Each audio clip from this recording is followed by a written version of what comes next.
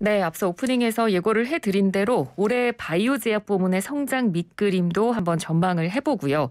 또 앞으로 K바이오의 성장과 육성을 위해서 또 필요한 것은 무엇인지 이야기해보는 시간, 이 시간에 준비해봤습니다. 원희목 한국제약바이오협회장 스튜디오에 나오셨습니다. 회장님 어서 오십시오. 네, 안녕하세요. 예, 반갑습니다. 일단 한국제약바이오협회가 어떤 일을 하는 곳인지 좀 소개를 해주시면 좋을 것 같습니다. 예, 한국제약바이오협회는 국내 제약바이오 산업을 대표하는 단체입니다. 그래서 의약품을 제조하고 판매하고 이런 이제 연구기관이라든지 그다음에 벤처, 그래서 이런 모든 의약품에 대한 총망라한 회원들이 232개 정도의 회원사가 이제 참여하고 있습니다. 예.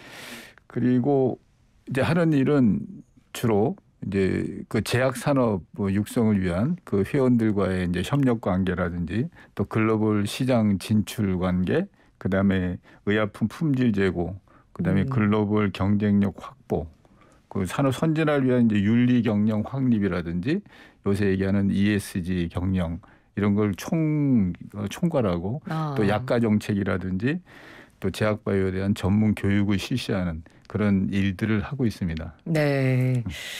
자, 우리나라가 이 관련 산업이 얼마나 발전을 했는지 이 부분에 대해서도 저희가 좀 미리 알아봤는데, 일단 협회에 따르면 지난해 국내 기업의 신약 파이프라인이 2018년에는 573개였는데 지난해에 이제 1,477개로 2.6배나 늘어났고 제약사 25개사가 기술 수출을 했는데 이게 거의 13조 원대에 이른다고 하더라고요. 일단 저희가 봐도 수치상으로 굉장히 크게 성장한 것 같은데 협회에서 보시기에도 이게 괄목할 만한 성장이라고 평가하십니까? 그래서 이제 파이프라인이라는 게 이제 신약 후보 물질이라든가 신약 후보 물질의 임상 전 단계에 간다든가 어떤 신약의 어떤 씨앗들이죠. 그런 것들이 지난 3년 사이에 한 3배 가까이 늘었다는 거는 그건 상당히 이제 괄목할 만한 일이라고 생각합니다. 예. 사실은 우리나라 그 제약 사실 R&D 쪽으로 들어선 게 사실은 몇 년 되지 않았습니다. 2014년도부터 본격적으로 이제 기술 수출이 되고 시작을 했는데 그 사이에 사실은 상당히 이제 많이 발전한 것 중에 하나가 실제로 우리 기업들이 그 한 10% 이상의 R&D 지출을 하고 있습니다. 총 매출에 대해서. 그런데 실질적으로 산업계 이익률이 7% 정도입니다. 5에서 7% 정도인데 사실은 매출의 10% 정도 R&D에 투자한다는 거는 사실은 상당한 무모한 도전일 수도 있습니다. 네. 그래서 이제 그런 것들이 지금 상당히 축적이 돼서 사실은 기술 수출을 하게 되고 또 아쉬운 거는 그 기술 수출을 하는 그 전 단계가 아닌 후 단까지 가서 우리의 제품을 아직 만드는 것까지는 상당히 힘이 딸리고 있는 상황이긴 하지만 상당 부분 이제 기술 수출이라는 단계까지 갔다는 거는 우리가 괄목할 만한 이제 어떤 성장을 이루었다고 생각을 합니다. 예. 그래서 조금 더 있으면은 글로벌 블록버스터를 이제 우리가 출시할 수 있는 그런 날이 얼마 남지 않았다고 생각을 합니다. 네. 관련해서 그래서 얼마 전에 신년 온라인 기자회견을 회장님께서 하신 걸로 알고 있습니다. 그래서 방금 뭐 기술 수출 관련해서도 지금 언급을 해주셨지만 약간 아쉬운 부분에 대해서 건의를 하신 것 같아요. 그러니까 이런 대통령 직속의 제약바이오 혁신위원회를 설치를 해서 좀 투자 확대와 지원이 좀 정부 차원에서 있으면 좋겠다라는 부분을 건의를 하셨는데 구체적으로 내용을 좀 말씀해 주신다면요. 사실은 이제 제약바이오 산업을 어쨌든 이제 국가 동력 산업으로 가기 위해서는 사실은 이제 산업 육성 정책, 그다음에 규제 정책, 그다음에 재정 정책 이런 게 이제 한데 어우러져야 되는데 이게 사실은 이제 부처별로 분산이 돼 있습니다. 부처별로 하다 보니까 이제 전 주기적으로 이제 후보 물질서부터 임상 3상까지에 이르는 전 주기적인 그런 과정을 각 그 부처별로 분산돼 있던 것들이 함께 이렇게 고려가 돼야 되는데 그게 이렇게 분절된 상태로 진행이 된다는 이제 아쉬움이 있습니다. 그래서 단계별로 지금은 관리 담당하고 있는 부처들이 다 다르군요.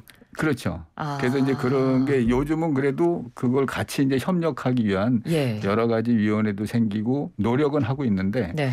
역시 아직까지도 이제 그런 분절된 상태, 비효율적인 전 주기를 함께하는 이렇게 병렬 구조로 가야 될 거를 이렇게 분절 구조로 가는 게 있습니다. 그래서 네. 이제 그러기 위해서는 각 부처별을 총괄할 수 있는 그래서 대통령 직속에 어떤 거버넌스를 해서 초도 단계에서부터 그러니까 연구 기초 단계에서부터 그 규제를 하는 규제 당국도 같이 포괄을 해서 네. 그 후단에 일어날 일을 예견하면서 과제를 선정해야 되는 이런 것들을 총괄적으로 해달라 하는 이제 그런 면에서 대통령 직속에 어떤 그 총괄위원회를 만들어 달라 네. 하는 걸 사실 몇 번째 지금 하고 있습니다. 그래서 예. 시도는 하고 있는데 진짜 실질적인 면에서 그런 기능을 할 수 있는 그런 가버넌스를 만들어 달라 하는 걸 이번에 다시 한번 강력하게 건의를 했습니다. 네. 이 내용을 또 이제 최근에 각 대선 후보 캠프에 공식적으로 또 제안을 하셨다고 들었는데요. 네. 혹시 후보 측에서 답변이 온 내용들이 또 있을까요? 이건 뭐 답변이 올 문제는 아니고요. 네. 우리가 이제 이런 그 산업계 이제 일들을 이제 다 보냈고 또 발표를 했고 그래서 각 캠프별로 이 문제에 대해서 지금 검토하고 공약을 준비하는 걸로 알고 있습니다. 네, 알겠습니다. 자, 이런 내용을 왜 회장님께서 이제 건의를 하시고 왜 중요하게 생각을 하고 계시는지 저희가 우리나라 지금 제약바이오 산업이 어떤 현황으로 이루어졌는지를 저희가 좀 구체적으로 더 좀 알아보도록 하겠습니다. 일단은 이제 5조 원대 정도의 메가펀드 조성이 굉장히 필요하다. 왜냐하면 이제 투자 지원이 필요하기 때문에 실제로 이 제약바이오 산업이 이 연구개발 비중이요. 다른 기타 산업들보다 좀 비용이 많이 소요되는 편인가요? 네, 그 R&D 비중이 다른 제조업은 한 4% 정도인데 네. 제약바이오 산업은 한 12% 정도로 해서 한 네네. 3배 정도의 R&D 그 비중이 높습니다. 그래서 이제 그런 제조 평균 한 3배 정도의 그런 이제 R&D 그 비용이 들어가는데요. 예. 근데 이제 그것도 이제 우리 같은 경우는 사실은 자금이 상당히 열악해요. 그래서 조 단위가 넘는 매출을 가지는 회사들이 한 6, 7개 정도밖에 안 되는. 그러니까 네. 예를 들어서 이제 로슈 같은 경우 이제 스위스 로슈 같은 경우 2020년도에 R&D 투자 비용이 약 16조. 한 회사에서 거의 우리나라 전체 시장 규모와 맞먹습니다. 그렇군요. 네. 그래서 그리고 이제 존슨앤존슨, BMS, 머크 같은 이런 글로벌 비파마들도 대부분 10조 원이 넘습니다. 네.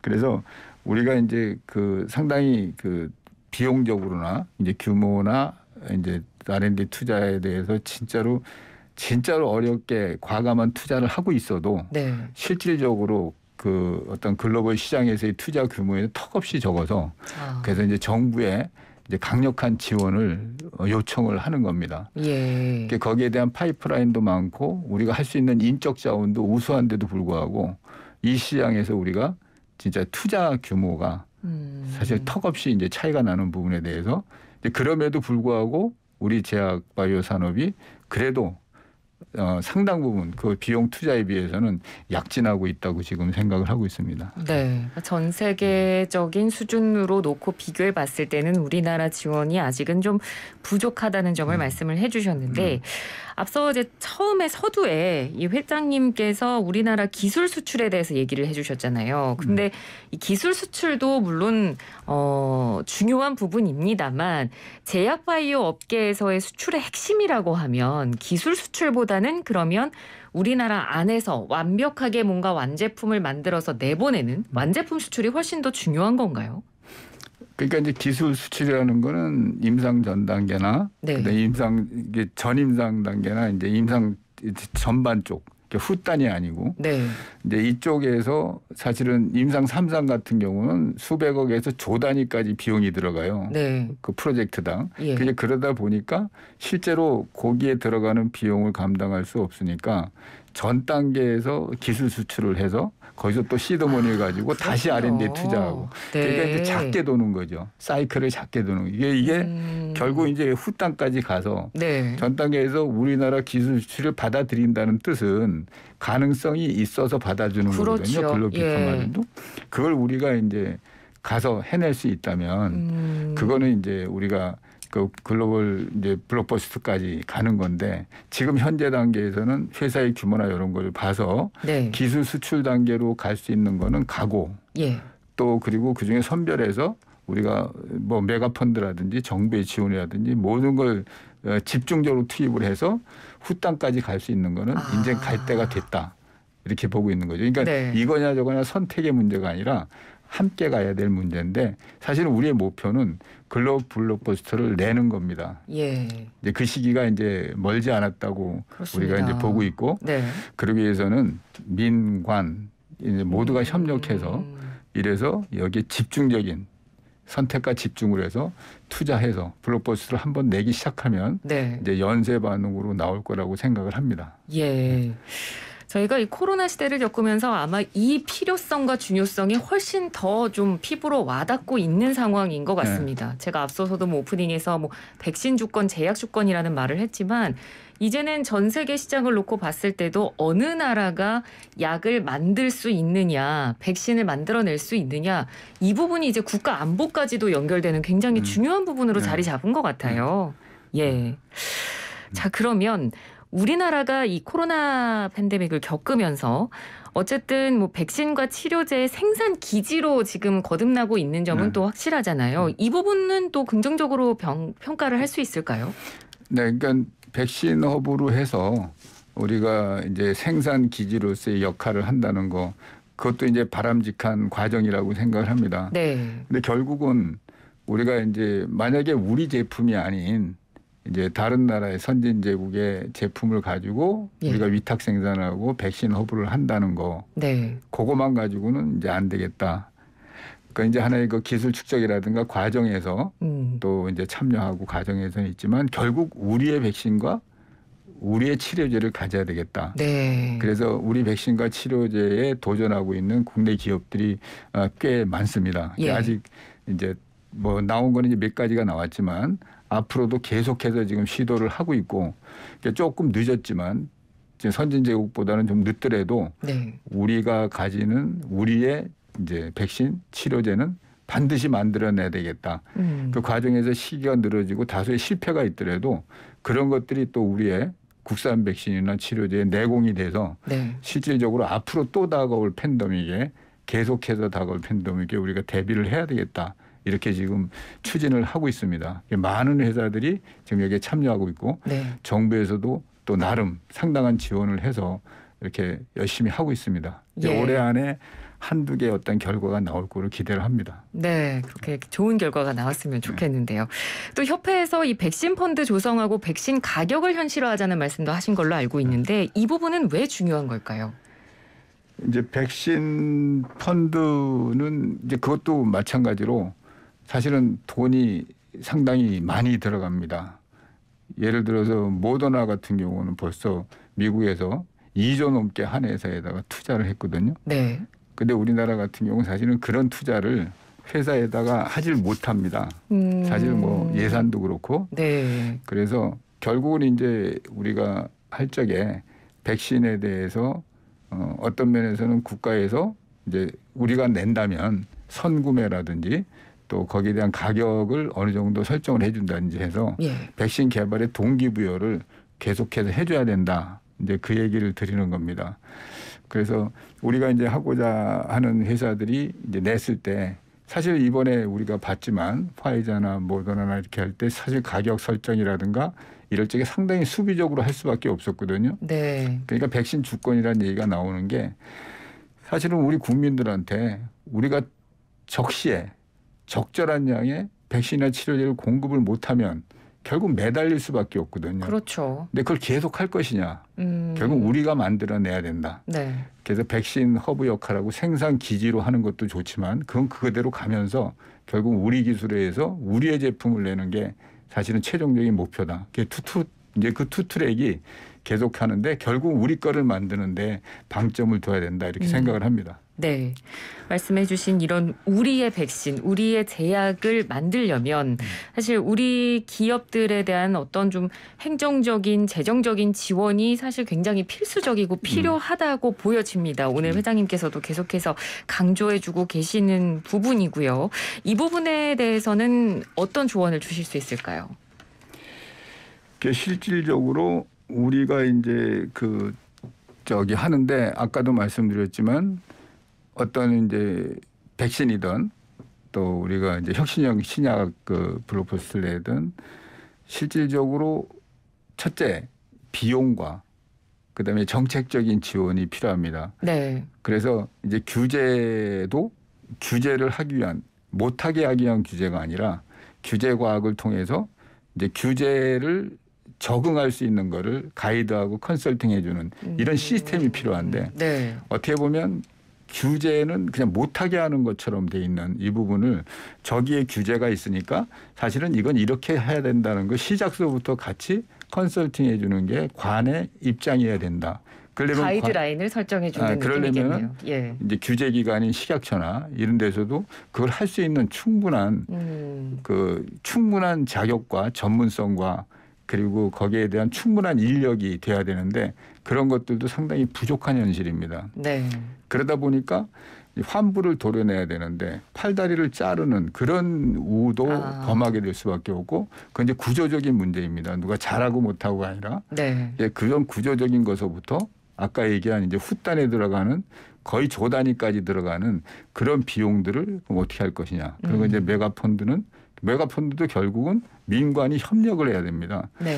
그래서 이런 부분에서 이제 민관이 협력하는 이런 구조가 돼서 관에서 어떤 그림을 그려서 민을 따라오게 한다. 이거보다는 결국은 산업계가 스스로 추동력을 가질 수 있도록 네. 계속해서 동기부여를 해주고 지원해주는 이런 이제 시스템이 좀 강력하게 서야 되겠다. 그러기 위해서 아까 말씀드린 대통령 직속의 컨트롤 타워가 네. 필요하다라는 이제 이렇게 연결되는 얘기를 드립니다. 네, 네. 알겠습니다.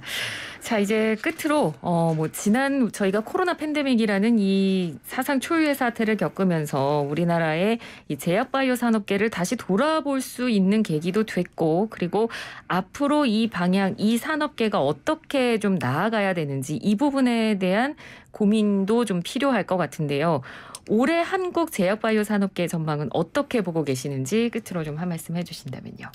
한국 제약바이오 산업계 전망은 좀 아까도 좀 말씀드렸지만 실질적으로 하이 리스크 하이 리턴이에요. 상당히 어떻게 보면 리스크가 크고 확률이 적습니다. 네. 후보 물질에서 제품으로 나올 때까지 확률이 0.01%. 10,000분의 1의 확률을 갖다 도전하는 겁니다.